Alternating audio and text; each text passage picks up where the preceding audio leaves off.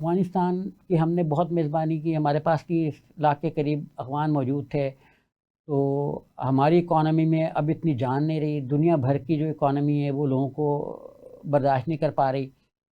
तो लेकिन हमें इस पर बहुत अच्छे तरीके से बहुत डायलॉग के साथ लोगों को भेजना चाहिए कि और क्योंकि लोगों ने एक अपना बिज़नेस भी शुरू कर लिया है, तो इससे लेकिन उनको भी चाहिए कि बिज़नेस के लिए जो बिल्कुल जायज़ तरीके हैं, क्योंकि पाकिस्तान बिल्कुल ये नहीं कहता कि कोई भी मुल्क, कोई भी किसी भी मुल्क से लोग उसके यहाँ ना आएँ, लोग उसके पास आएँ, हमारे पास ज़रूर आएँ, यहाँ स्टे करें, ज़रूर करें, लेकिन कानूनी तौर पर कानून के दायरे के अंदर रहकर बिज़नेस भी करें, लेकिन दायरे के अंदर रहकर, ताकि हमें टैक्सेस भी मिलें।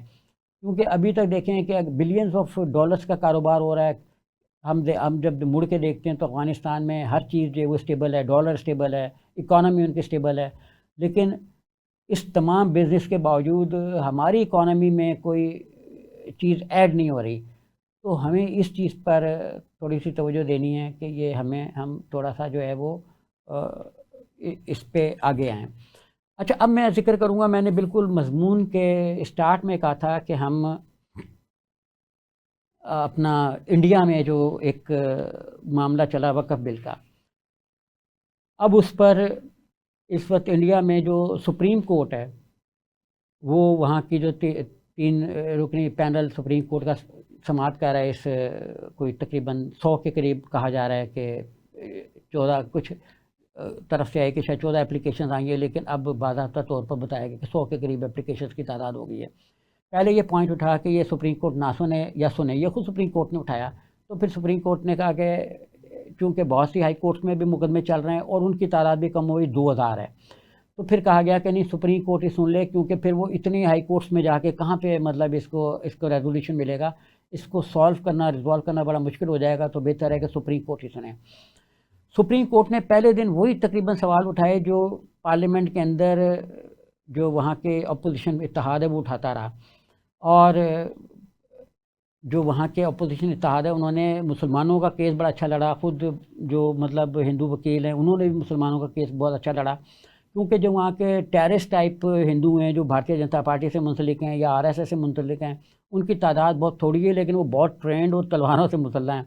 और तलवार तो एक हथियार है ना, बाकी भी चीज़ें हैं जो नज़र नहीं आती हैं, और बम बारूद की भी उनको ट्रेनिंग दी जाती है जिसका किसी को कुछ पता ही नहीं है। क्योंकि जो इसके आरएसएस के और भारतीय जनता पार्टी के बानियों में शामिल हैं, जो इनका ब्रेन रहे हैं, वो सारे के सारे लोग जो हैं वो उन्होंने अपनी तंजीम का आगाज़ तो महात्मा गांधी को कत्ल करके किया था, गॉडसे की शक्ल में। तो जो आरएसएस के सावरकर साहब थे या उनके जो और लोग थे, गोलवलकर, ये सारे के सारे इसी तरह के थे, ये टेरर एक्टिविटीज़ में इन्वॉल्व रहे।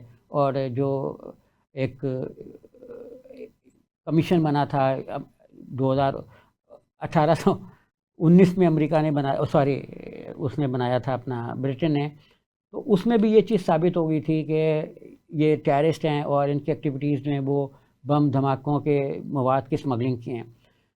तो बाहर कैफ हम बात कर रहे थे वक़्फ़ एक्ट की। वक़्फ़ एक्ट जो है वो ये चाह रहे थे कि हमने एक तो जो हिंदुओं ने कब्ज़ा किया हुआ है उसको लीगलाइज़ कर दिया जाए। तो उन्होंने कहा कि जो 5-7 साल से जिस पे कब्ज़ा हुआ है उसको लीगलाइज़ कर दिया जाए, वो मतलब कब्ज़ा जायज़ समझा जाएगा। अच्छा, अब ये बहुत बड़ा था। फिर एक था वक़्फ़ बाय यूज़र। इस पे लोग कहते थे, जो उनका मुकेश अंबानी और अडानी के जो मीडिया थे, एनडीटीवी और बाकी जो चैनल हैं, 18-20 चैनल हैं जिनमें उनकी इन्वेस्टमेंट है, वो सब के सब सुबह शाम इसी गर्दान पे लगे हुए थे कि वक़्फ़ में तो किसी भी ज़मीन पे अंगूठा रख दें तो इनकी हो जाती है, तो ये है भाई। हालांकि ऐसा नहीं था। हालांकि अंगूठे तो खुद उन्होंने कब्ज़े करके रखे और कोई पता नहीं कि एनडीटीवी का दफ्तर भी किसी ऐसी कब्ज़े की ज़मीन पे बना। बाहर कैफ, ये तो मैं ऐसे ही कह रहा हूँ। तो वक़्फ़ की प्रॉपर्टी को पे इन्होंने अब आँख रखी हुई थी। ये चाह रहे थे कि उसको दे दें, बड़े-बड़े जो वहाँ के मगरमच्छ हैं उनको दे दें, टाइकून्स को, और वो उनके ज़रिए से इसको चलाएँ और इनको चलाने के ज़रिए से वो पैसा कमाएँ और ये पैसा चला जाए उनके पास, अरबपतियों के पास। क्योंकि इंडियन इकॉनमी जो फ्लरिश कर रही है, जो वो कह रहे हैं कि वो इतने 10 साल 12 साल बाद जो है वो जापान को भी पीछे छोड़ जाएगा और तीसरे नंबर की बड़ी इकॉनमी होगा अमेरिका चीन के बाद। तो लेकिन इसके बावजूद वहाँ पे गुर्बत है वो इस कदर ज़्यादा है कि वो 80% तो वहाँ पे गुर्बत है। मतलब जो तकरीबन 60% से ज़्यादा लोग हैं उनका तो मुख्तलिफ सब्सिडीज़ पे गुजारा है, किसी को राशन मिल रहा है, किसी को गैस की कीमत कम मिल रही है, किसी को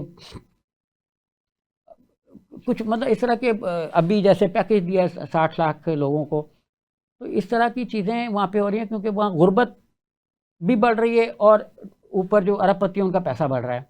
वो चाह रहे थे कि ये इनको अमीर कर दिया जाए, मुसलमानों की जागीरें ज़मीनें छीन के। तो वक़्फ़ बाय यूज़र को ख़त्म करना चाहते। इसके पीछे ये था, वक़्फ़ बाय यूज़र की वजह ये थी कि जितने भी मतलब जो मसाजिद, मदारिस या वक़्फ़ की प्रॉपर्टी फ़र्ज़ करिए कि अंग्रेज़ के आने से पहले हुई, मुसलमानों के दौर में जो जहांगीर या बाबर के ज़माने में चीज़ें वक़्फ़ हुई, उनकी अब कहाँ कागज़ हैं। ये उस ज़माने में वक़्फ़ हुई जब कागज़ होता ही नहीं था। तो इनको मान लिया जाता था कि ये मतलब इनके लिए कागज़ जो है वो दे दिया गया और मतलब कागज़ है, क्योंकि उस ज़माने में कागज़ था ही नहीं। तो इसको कहते हैं वक़्फ़ बाय यूज़र के, वो कई 100 साल से जो है वो यूज़ में है वक़्फ़ के, तो ये वक़्फ़ बाय यूज़र है। तो इस पर जो उनके वकील थे स्टेट के, इंडियन गवर्नमेंट के, उन्होंने कहा कि नहीं ये तो रजिस्टर करा लें। तो रजिस्टर कैसे कराएँ, क्योंकि कागज़ नहीं है, कि वो तो कहते कागज़ लाओ। तो सुप्रीम कोर्ट ने इस पे रोक लगा दिया, यानी कि उन्होंने कहा कि वक़्फ़ बाय यूज़र की जो अमेंडमेंट है ये उस हद तक इम्प्लीमेंट नहीं होगी जब तक कि इस चीज़ का सुप्रीम कोर्ट कोई फ़ाइनल फ़ैसला नहीं कर देती। इसी तरीके से उन्होंने दूसरा बड़ा फ़ैसला ये किया कि उन्होंने बार-बार सवाल किया कि क्या किसी हिंदू एंडोवमेंट ट्रस्ट में कोई मुसलमान शामिल है, कोई ईसाई शामिल है, कोई और जैन या बुद्ध मत का मानने वाला शामिल है। तो उन्होंने कहा नहीं। तो उन्होंने कहा कि नहीं, ये हम कानून के मुताबिक कर रहे हैं और ये आइन में लिखा हुआ है कि पार्लियामेंट सुप्रीम है, पार्लियामेंट ने एक कानून बना दिया, तो आप कैसे चेंज कर रहे हैं। तो जो इंडियन सुप्रीम कोर्ट थी उसने ये कहा कि हम पार्लियामानी डेमोक्रेसी में ये चीज़ देख रहे हैं कि आया कि जो कुछ पार्लियामेंट ने किया है ये डेमोक्रेटिक वैल्यूज़ के मुताबिक है कि नहीं है। तो वही सब बात जो मैंने पहले शुरू में की कि अमेरिका और इंडिया वगैरह जो है ये कॉन्स्टिट्यूशनल डेमोक्रेसी, जहाँ पे एक आइन है और उस आइन को आइन साज असेंबली ही उसकी बुनियादी शुकों को चेंज कर सकती है। तो वहाँ पे जो लीगल एक्सपर्ट्स हैं जिनमें हिंदू वकील भी बड़े पाए के, वो ये कह रहे हैं कि एक जब या तो ये क्रॉस द बोर्ड सबको कर दें, क्योंकि उनका जो कॉन्स्टिट्यूशन है वो बराबरी के राइट्स देता है। इस अमेंडमेंट में वक़्फ़ बिल में उन्होंने 22 जो मेंबर रखने, उनमें से 8 मुसलमान रखे और बाकी 14 जो हैं वो किसी को भी कर दिया। और उसमें फाइनल अथॉरिटी उसमें उन्होंने एक ये ख़तरनाक चीज़ डाल दी थी कि अगर वहाँ का जो डिस्ट्रिक्ट कलेक्टर है वो कह देगा कि ये प्रॉपर्टी वक़्फ़ की नहीं है, हम चलते चलते भी कह दे, किसी को हवा में कोई बयान दे दे कि प्रॉपर्टी वक़्फ़ की नहीं है, तो इम्प्लीमेंट हो जाएगी और वक़्फ़ से वो प्रॉपर्टी खाली करा ली जाएगी। अब वक़्फ़ वाले अगर हाई कोर्ट, सुप्रीम कोर्ट में जाएंगे तो किस बेस पे जाएंगे, क्योंकि जिस आमदनी पे या पैसों पे उन्होंने लड़ना था वो तो ज़रिए ही उन्होंने छीन लिया, लोगों को निकाल दिया। तो सुप्रीम कोर्ट ने कह दिया कि कोई उस वक्त तक इनको निकाला नहीं जाएगा, इनका स्टेटस चेंज नहीं किया जाएगा जब तक कि सुप्रीम कोर्ट कोई हतमी फैसला नहीं कर रही थी।